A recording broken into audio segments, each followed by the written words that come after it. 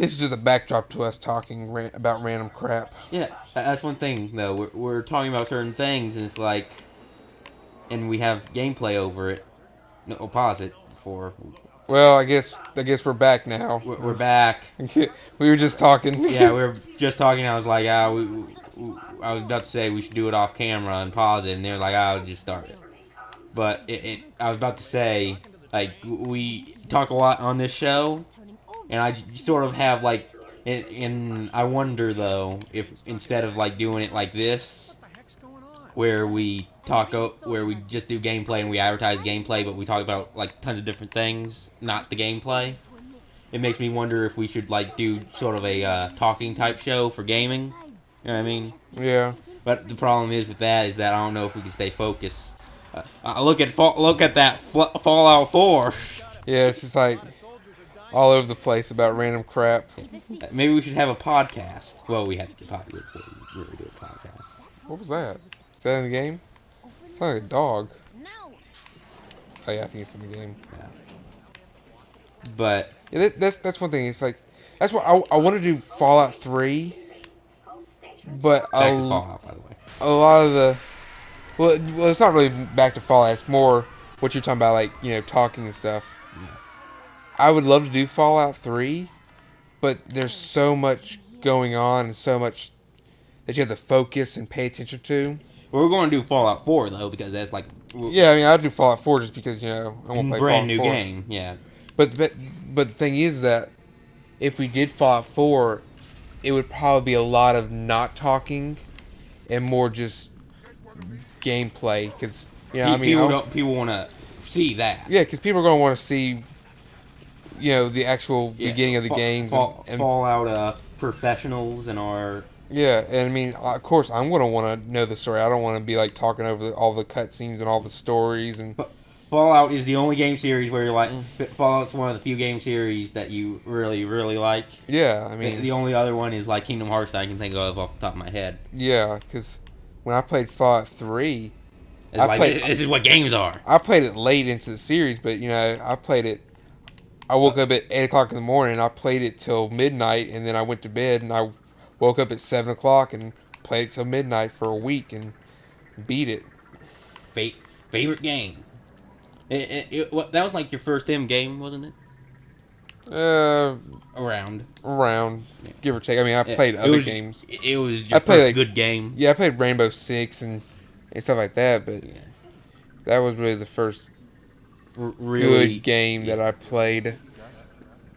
It won like Game of the Year everywhere. Like it was considered the best game of that year. Yeah. People were weren't people saying that it was like best game of the decade or something like that? Yeah, because it was just a really good, because it had a really good environment to it, really good story, and the voice acting and the humor in it. It was a really good game. With me, when it comes to Fallout, is that when I play it, I really like it, but I can never stay onto it. You know what I mean? Because like at one point, I just get to the point where it's just like I'm juggling all these guns and weight, and it's like, I mean, it gets overwhelming for me at least. Mm-hmm. But I like it more than like the Elder Scrolls games. But I end up playing like Skyrim a lot more because it's more easier to pick up and play it. You know what I mean? Because like, oh, this is straight up, like, oh, you know what path you want to pick, and this is straight, and the weapons are straight up upgrades, and that's why I also like Fallout a bit more, because you can't really be like, okay, I just go and get this one gun. You know what I mean? Yeah. Gotta keep a nice, a sort of a variety of handful of different ones. Yeah, because games like Skyrim, you get your one weapon, and that's your weapon for like the rest of the game. Fallout, it's like, oh crap, I have 4 bullets of this gun. Well, I better get this gun now. And gotta manage between the high damage weapons and then the low damage ones. That's one thing that I can't just carry around a Fat Man. You gotta like store that and then like go into an area and then die and be like, okay, I gotta carry the Fat Man. Yeah, you had weapons that were very specific for what you wanted to do, and then you also had ones where it was. And also one other thing that people don't really talk about that game. Now I noticed that for some reason not a lot of people talk about. And I don't know why, but it also sneakily teaches you how to actually play. Think about that. Like the Wasteland Survival Guide, like you had to do the mine town or whatever. Like that, and that sort of taught you, oh, you should look out for traps and mines because they're going to kill you. And then it taught you that you need to sneak around because you need to like duck to look at the mines. Yeah. And it told you, and then the sniper. So you're also like, okay, I gotta sneak around to be able to dodge people like that. You know what I mean? Yeah. Then like sneak attack people so they wouldn't be able to shoot me from afar. Right? Yeah. It was pretty good in how it did stuff, and the storytelling and the voice acting and the mission, the quests were more than just run and talk to this guy, run and talk to that guy, go search that cave. It was. I liked it a lot more than like the thing is I've not beaten Fallout 3 yet because like I played it for a while on the Xbox and then I stopped playing it, and then I picked it up on PC, but I heard that it doesn't work on Windows 7, which I have in higher versions.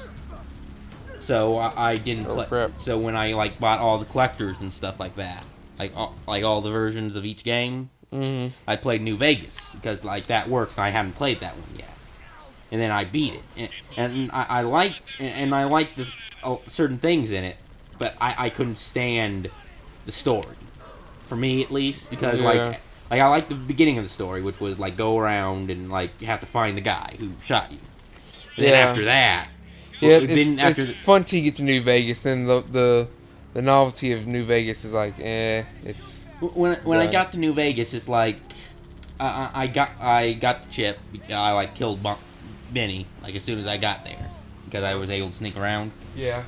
And then took the chip and went to Mr. House and just stayed with Mr. House.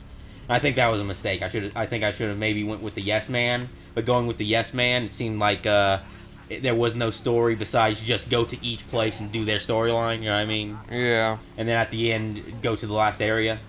Isn't that basically the Yes Man story? Pretty much, yeah. And that's why I didn't go with that. I thought I could go with Mr. House because that looked interesting, that you had to like turn New Vegas into like this huge big thing. Mm-hmm. But I didn't like it because like there was only 2 missions that I really liked from that one. From that storyline. Yeah. It was the boomers. Like you go to not the boomers. Well, wait, no. I mix boomers with power gangers. Like, isn't the boomers the guys who have the artillery from that one side of the map? No, that. Who was that? That was talking about with that they had all the plasma weapons. Not the plasma weapons. They had all the explosive weapons, but not the dynamite. I can't remember. I know there was the powder gangers. That was the one that I remember, but I don't remember another one. Yeah. That had explosives. I will say that also taught you good about the morale, like the honor system. You know what I mean? Yeah. Because it began with like the powder gangers and the town. You know what I mean? It's like. Mm-hmm. And it sort of taught you like, oh, you could work like, oh, you doing this will make people in this area not like you, or this area like you. And they start off with 2 people that don't really matter in a sense. You know what I mean? The grand scheme of the world. Yeah, because that was a feature that was from the original. Yeah. Game. That's one thing. Like a lot of people say they like Fallout New Vegas because apparently the story's better because it connects more to the original because it's around that area. Yeah. And also that it had made by the same people, but I didn't think it was. I don't think it is. But I didn't. And a lot of people like the survival aspect, like the hard mode. But I played it the first time because like I wasn't like at the hard mode level of playing Fallout games, and I just don't have the patience to play through it again. But it's even though it's hardcore mode. Yeah. It's not hard at all. It's just you have to sleep every now and then. You have to drink every now and then. It's not. You have to basically keep track of ammo now and keep track of food. But the problem is when it comes to me playing Fallout games, I always have like 10 pounds. You know what I mean? Just 10 pounds to spare. Mm-hmm. And ammo. Well, with ammo, I'd most likely be able to manage. You know what I mean? Yeah, you just have to go through and remove all the dumb stuff. Yeah. Like It's one of those things where where halfway through the game, you're like, I don't think I'd ever do that because look at me. Then I had to dump out all this stuff. You know what I mean? Thinking that your weight's getting cut in half right now. You know what I mean? And not at the very beginning of the game. But I just didn't feel like doing that because I felt like I didn't really feel like playing through the story again. Because, like I said, there was only two storylines, which was one was the boomers, I think. Whichever one where you had to basically go up to the, you had to survive the artillery cannons and then meet the people at the gate. It's like, oh, you can either kill the leader and make them where they're not a threat anymore, or side them with New Vegas. yeah, that sounds familiar, but I just can't remember. You have to, like, resurrect the plane from the lake for them. Yeah, I remember that now. Like, that was one of my favorite ones because, you know what you had to do? You had to talk to everyone and do their quests. You know what I mean? Oh, really? Yeah, the quest was either just kill the leader or do all their quests. Well, that's one thing I liked about. And I like that because, like, now you had to talk to all these people. You had to go back and forth and, like, talk to everyone and do their missions and help them. Yeah, like, I mean, there was some good ones from that game because one thing I liked was like Boone. I liked his storyline where you had to find out who. He was a sniper in one of the towns. I heard about him, but the thing is, like, I never really like with me when it comes to playing Fallout games, I don't really care about the I didn't really care about the companions in Fallout New Vegas because I just wanted to play alone. Well, see, the companions are good. Companions in Fallout New Vegas were a little better than 3. Oh, 3, you had the super mutant. He was like the only companion I ever liked. The third game, I didn't think the third game had companions. Mm-hmm. Oh. Yeah. I know Dogmeat was companion, but I didn't think they had other companions. Yeah, they had. I used a super mutant that you save from if you save one of the super mutants in one of the vaults. He'll help you. He'll save you when you get captured by the Enclave, and then he'll stay with you and be your companion. And he's like super OP because he has like a Gatling gun. And you don't need to switch stuff out for those characters? No. You can give them stuff, but they usually just use whatever their default weapon is, and then you can just have them hold all your crap for you. With me, like, when it came to New Vegas, like, I think I just was like, I like just going around, I like crouching and sneaking, but I never upgraded the sneak skill because it didn't seem necessary, you know what I mean? Yeah. I just crouched and then grabbed things, and I didn't want another guy behind me, distracting me. Mm-hmm. And that's why I didn't like it. And with that sniper, I never actually met him, but I sort of knew where he was, you know what I mean? I knew he was at the dinosaur area, but I just didn't feel like talking to him, and I heard that a lot of people like him. But yeah, because he's really good, and to get him, it's a really good story. I know his wife's dead or something like that. Yeah, and you have to find out who killed her. But with me, I think the reason why was because I liked the idea of Cassie, her with the plasma people. Plasma people. The store they had that you can work for when you go to New Vegas to basically get the caps to enter. I didn't. Oh, okay, yeah. Like I liked Cassie, her. Mm-hmm. She had like a perk that was like, oh, whenever you get drunk, you don't have any defects, and in fact you just get buffs. Like, oh, I like that, and I like that. I might have her as my companion. I don't mind that. And then I take her to that place. It's like, Dad. It's like, no, I don't feel like companions anymore. Yeah. Like, that's one thing I will say. I hated that because, like, at that point, that was the first companion that you're like. That's sort of the first companion, at least for me, and maybe for a lot of other people that they'll run into because companions don't fall from the sky in that game. You know what I mean? You have to really look for them. No, it's not like Skyrim where it was like every other person you turn around and it's like, hey, I'll go with you. That's one thing though when it comes to Skyrim, like I didn't have any companions in that because I didn't really care about companions. Yeah, because that's sort of one thing with Skyrim at least is like there's companions everywhere. So what's the point of having a companion? You know what I mean? And they drop from the sky. And they always get in your way and die. Yeah, it's like you can just go up to a random guy and be like, "Here's a loaf of bread." It's like, "I'll fight for you."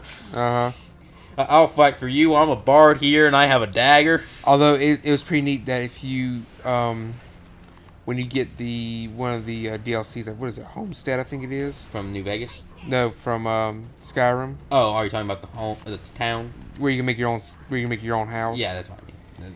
It's pretty neat that you can have a companion watch your house, take care of your family and stuff. When that's pretty neat, but yeah, when following you around, it's just kind of eh. With me, I never really cared about the house thing. I built one room and then just put my stuff in it. It's neat if you do it right, because you can set it up and have everything that you need right there in your house. You don't have to go to different cities for stuff. But I like doing that because I could grind. Like with blacksmith. That's one thing though. When it comes to that game, at a certain point, I just stopped playing because with me, as soon as I was able to fully upgrade my armor and weapons, I pushed myself to do the DLCs, and then I was like done. But I will say I really enjoyed playing those games, like Skyrim. Like I did like a mod run, put a bunch of mods in it, so I could play the vampires as the Dawn Guard story with the vampires. Because I thought that as soon as you got the bow and arrow, you'd just block out the sun and it's gone forever. But it's not. It's like one day. Oh, really? And I was all anticipating this, like, oh, the sun's going down. It's going to look dark and cool forever. I can't wait. And then I do it. Like, oh my gosh, I did it. And then I like, okay, let's quick travel to this city and see what everyone's thinking about it. And then I quick travel, and then the sun's gone. It's like, the sun's back again. It's like, and when I do that, I think there's going to be mass panic in the streets. You know, like shops are closed and people are panicking. But like when I go up to people, they'd be like, "A fine day, isn't it?" Like with the with like a one throwaway line being like, "What happened to the sun?" Like said like, "What happened to the sun?" You know what I mean? Like, we know you can't be in the studio, but just say it into like your Skype. What happened to the sun? Yeah. Alright, it's next episode. That's next episode on what happened to the sun gaming. I go to the boats. Oh my gosh! Okay, now you're here. Let's go. Let's go. Well, don't do that. I can't believe you. You lied to me. You said that was the right way. There was supposed to be a boat. Let's try again. There's supposed to be a boat here. Well, stop! Here's the boat. There's the boat right there. Here we go. Well, obviously you're doing something wrong.